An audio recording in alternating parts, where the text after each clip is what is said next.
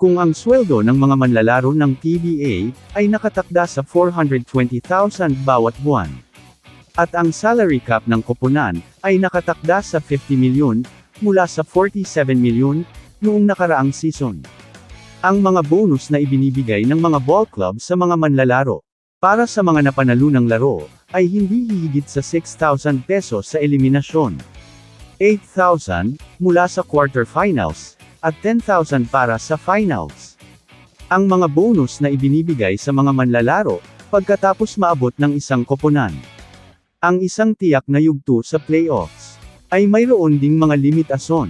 Ang mga manlalaro ay makakatanggap lamang ng mga bonus na hindi hihigit sa 1/4 ng kanyang sweldo. Kapag ang kanyang koponan ay umabot sa quarterfinals, 3/4 ng kanyang sweldo. Kapag ang isang team ay umabot sa semifinals, at isang kabuuan na katumbas ng 1.5 buwang sweldo.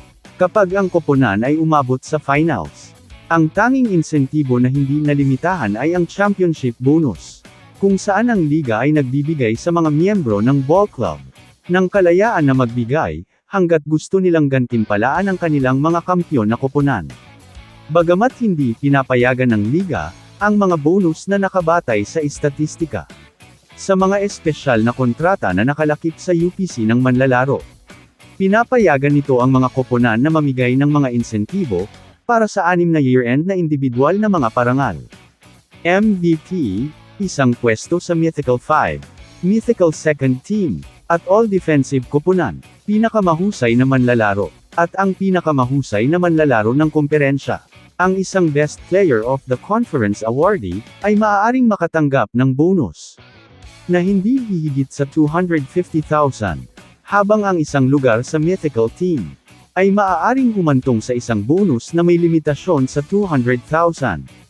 Ang isang MVP awardee ay maaaring makakuha ng bonus na aabot sa 500,000. Ngunit hindi na siya makakakuha ng dagdag na 200,000 para sa kanyang pwesto sa Mythical Team. Ang tanging major award na walang kasamang bonus na nakasulat sa mga kontrata ay ang Finals MVP, na ibinibigay hindi ng liga kundi ng PBA Press Corps. Kapansin-pansin, ang limitasyon para sa mga bonus para sa mga individual na parangal ay nanatiling pareho mula noong 2001, ang taon na ipinataw ng PBA ang Standardized Bonus Scheme. Bago iyon, ang tanging tuntunin para sa mga insentibo ay hindi dapat lumampas sa 40% ng taunang sweldo ng isang manlalaro.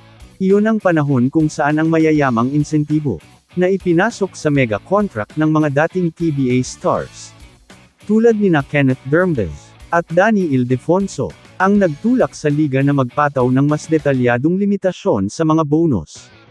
Gayunpaman, hindi iilan sa mga tagamasid ng liga ang mas gusto ang mga lumang panuntunan na nagbigay sa mga koponan ng higit na kalayaan upang mamigay ng mga bonus na nakabatay sa pagganap, lalo na sa usapan ng talamak na paglabag sa mga salary cap na ipinataw ng liga ng mga ball club na pumapasok sa under-the-table deal sa mga manlalaro, hindi lang sa sweldo kundi sa bonus din.